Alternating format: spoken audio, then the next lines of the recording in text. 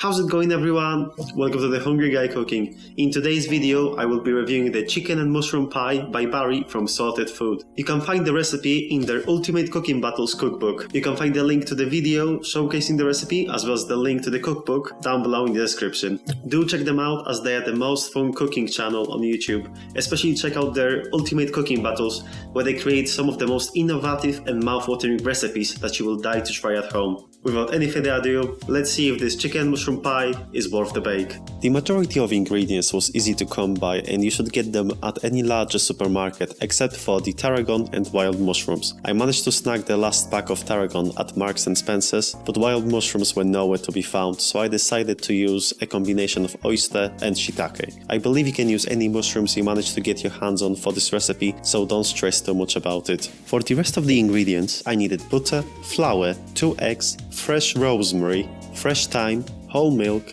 large whole chicken, garlic, brandy, leek, chicken stock, I used the stock cube instead, and some double cream, as well as some sea salt flakes. I started off with making the short crust pastry. I have opted to do it in the food processor to make it simpler on myself, but if you do not have one, you can always use the rubbing method. Making the pastry was straightforward, but there is a lot of ambiguity when it comes to handling it and consistency in the sorted video, so I also watched how Gordon Ramsay and Cupcake Gemma made it, just to make sure I will get the right texture. It is also vital to keep the butter cold and only take it out of the fridge when you need it. You want to get a uniform and soft dough and make sure you chill it for at least an hour before you start rolling it out. Now is a good time to start preheating your oven to 180 degrees Celsius for the chicken skin. Prepping the chicken skin might be a tricky part if you do not have experience with handling and splitting a whole chicken, but you can always just buy chicken legs with skin on and remove it from them. You will end up with the same chicken pieces used for the filling. I believe thighs are the simplest part of the chicken to remove the skin from, so you can use purely thighs for this recipe if you are not confident with your skin removal skills. You don't need the skin on your legs for the filling, so you can poach your chicken without any skin. Once you have the skin, it is time to make your pan sandwich. Make sure your skin is flat and season it generously. I felt I under-seasoned mine drastically and the end result was not as good as I hoped, so be generous here. Once my skin was in the oven, I started on the poaching.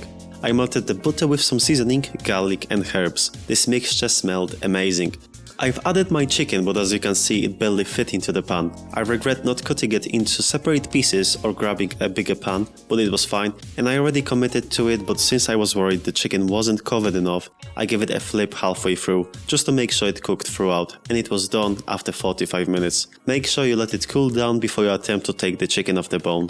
Now came the time to roll out and blind bake the base. The dough has firmed up nicely and was in the fridge for over an hour. I really like that the steps are in order in this recipe and that the skin has finished baking at the point where the dough had long enough to rest, so you naturally move on to handling it. I split the dough into 2 parts, one for the base and one for the top. You can just eyeball it here, but aim for 1/3 of your dough for the top and 2/3 for your base. The top went back to the fridge to await its time to shine, and I rolled out the base aiming for that 2 to 3 mm thickness. In one of their videos, Sorted Guys mentioned to try to get it as thin as you can, so I did just that rather than getting out the ruler. I gently but firmly transmitted it into the pan.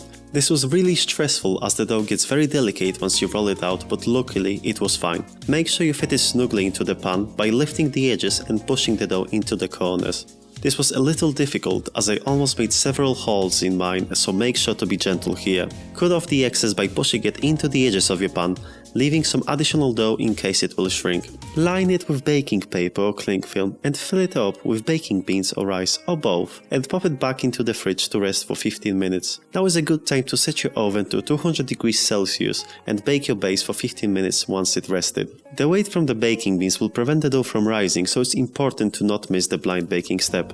After 15 minutes I attempted to take out the weights, but I ran into an issue as I cut off the excess baking paper and didn't have enough to lift the beans and rice out, so I had to employ the help from my fiancée. Worst case scenario, just tip them into a bowl if you don't have anyone to help you out when you bring yourself to a situation like mine. Now you should egg wash it before putting it back into the oven for another 5 minutes, but I actually forgot to do that and unfortunately my base has risen, so I had to do some quick DIY and fix it. I was slightly worried at this point that my filling will leak through, but some different videos advise advised to seal up any holes with egg wash, which will help with preventing a soggy bottom, so I tried that. I set the base aside to cool down. Next step was making the filling. I started to preheat my pan, and a great tip if you have an electric or an induction stove is to preheat your pan in phases to avoid warping them. I start mine off on low for a couple of minutes, then medium, and finally move to high. I am getting positive results from this method and avoiding wobbly pans so far, so keep this tip in mind. I roughly chopped my mushrooms and thinly sliced the leek. Fried the mushrooms for a couple of minutes and added the butter and finally some brandy.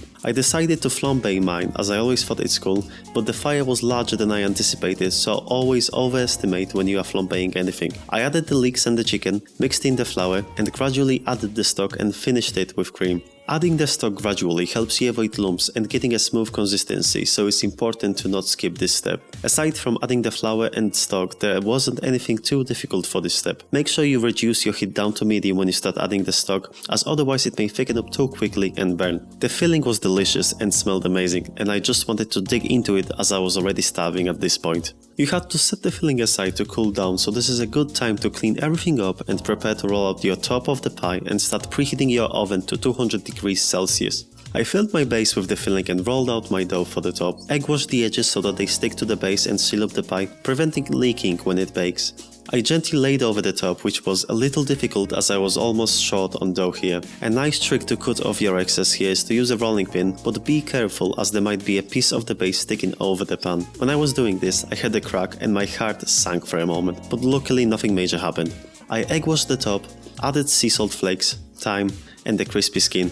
My skin was actually really greasy and did not seem too pleasant, but it did give a very nice appeal to the pie. I baked it for 20 minutes and the end results were amazing. This was the first time I made a chicken pie and it looked really delicious, so I was proud of myself. Everything looked nice and golden, and the crispy skin gave it a very nice visual contrast, making it look even more delicious. It finally came time to eat this and see if it was worth all this hassle. So as you can see guys, we managed to achieve a pie consistency. So the filling is not spilling out, which is great. It also looks delicious, smells nice too. I'm gonna take a bite with the crispy skin.